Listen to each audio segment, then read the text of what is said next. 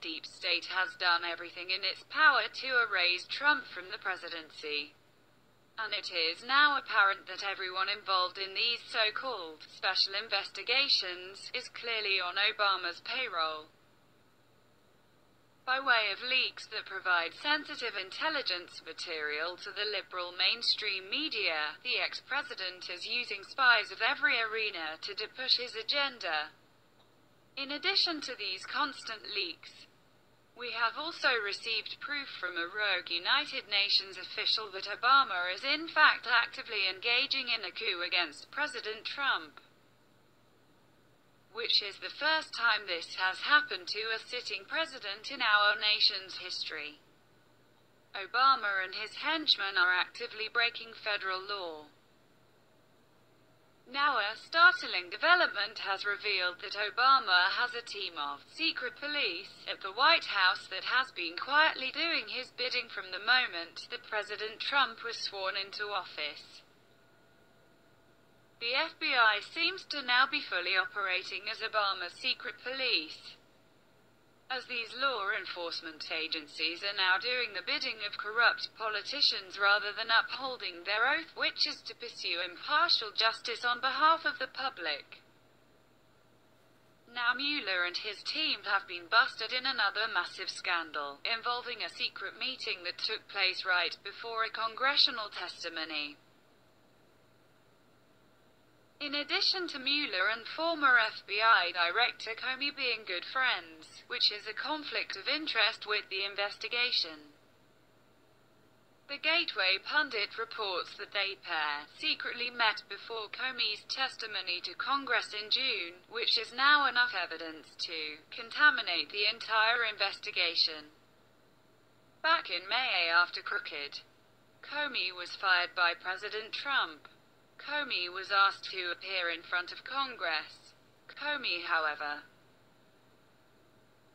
postponed his meeting with Congress because he wanted to meet with special counsel and best friend Robert Mueller before appearing in front of the Senate, CNN reported in May. Comey met with best friend and dirty cop Mueller and then appeared before Congress. Comey's testimony was the pinnacle moment where the deep state showed that they were out to remove President Trump from office. However, Comey's testimony imploded as Judicial Watch reported. On June 8, 2017, Comey gave testimony before the Senate Select Committee on Intelligence, in which he admitted, "I asked a friend of mine to share the content of the memo with a reporter for the New York Times. I didn't do it myself for a variety of reasons, but I asked him to because I thought that might prompt the appointment of a special counsel." To date, neither Comey or Mueller have declared what was shared at their secret meeting before the Senate hearing. Judicial Watch requested what was shared at this meeting, but the information was not provided by the FBI or DOJ, and so Judicial Watch had to sue to receive this information.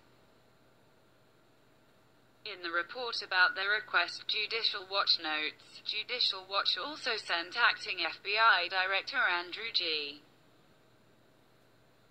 McCabe a warning letter concerning the FBI's legal responsibility under the Federal Records Act to recover records, including memos Comey subsequently leaked to the media, unlawfully removed from the Bureau by former Director James Comey. Mr. Comey may have violated the law in leaking these memos to the media, said Judicial Watch President Tom Fitton. It would be a scandal if Comey coordinated his Senate testimony with Mr. Mueller's special counsel office. That we have had to sue in federal court speaks volumes. Mueller should have never accepted the job of special counsel due to his many conflicts of interest. He should have recused himself immediately after accepting the position. When he and Comey met secretly, he should have resigned. Now he should be prosecuted for trying to overthrow duly elected President Trump and therefore the U.S. government. As if all of this isn't enough to show the clear witch hunt that is being portrayed against President Trump and anyone who gets close to him.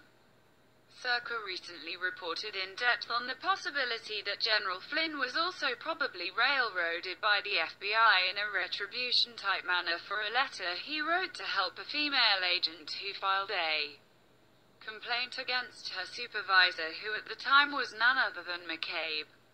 Gritz's initial complaint in 2012 named the FBI supervisor below McCabe. She chose to resign from the FBI in 2013. Her case becoming the poster child for a national public radio story on the FBI's allegedly hostile environment for women agents in 2015. In 2014, Gritz amended her EEOC complaint to specifically name McCabe, alleging she suffered a hostile environment, defamation of character through continued targeting by Andrew McCabe in official documents, and continuous patterns and instances of severe and excessive hostile behavior, attitude toward complainant. These actions have a negative impact on the complainant, professionally, financially, and personally. Flynn's intervention in the case occurred around the time that McCabe's name was added to the complaint. Flynn's first act was to write a letter of support in her case. SSA Gritz was well known, liked and respected in the military counterterrorism community for her energy, commitment and professional capacity, and over the years worked in several interagency groups on counterterrorism targeting initiatives. Flynn wrote May 9, 2014. At the time, Flynn was an Army Lieutenant General and the Chief of the Defense Intelligence Agency, and he put his letter on official agency stationery to be submitted in Gritz's case. As soon as Gritz revealed to the FBI that Flynn and other top federal figures had written letters to support her case and likely would be called as witnesses, the Bureau dispatched a lawyer to try to block the evidence from being included in the EEO case, documents show. The FBI has reviewed the letters submitted by the complainant and objects to their inclusion in the record, the Bureau's lawyer wrote. They are self-serving letters, not part of any personnel file nor contemporaneous, generated during the period of Ms. Gritz's employment with the FBI, and which she has unilaterally solicited and obtained. They should be excluded. While the FBI argued Gritz's had become underperforming, tardy to work, insubordinate, possibly mentally ill or emotional, and deserving of a poor performance review.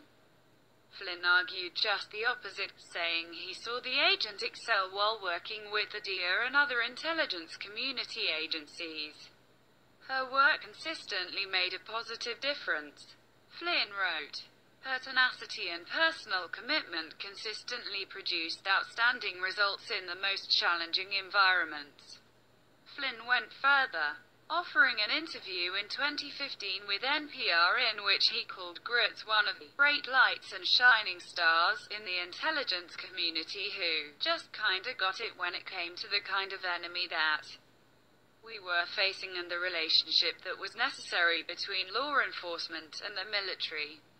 I don't think it can be made any more clear that all of these acts combined clearly show a very in-depth and heinous crime wave perpetrated by those corrupt individuals who would see our president taken out long before he can actually fix the problems that plague this county. Mueller is the head of the snake in this instance and needs to be removed immediately before all of these treasonous actions spark a civil war. The silent majority in this country are no longer silent, and they are far from stupid. We the people see all of this and we know exactly how dangerous this could turn out to be for us as civilians. It is time to step on the throats of the political elite with their backward agenda and end this tomfoolery against our president. Every single person involved in this deep state tactic belongs in jail.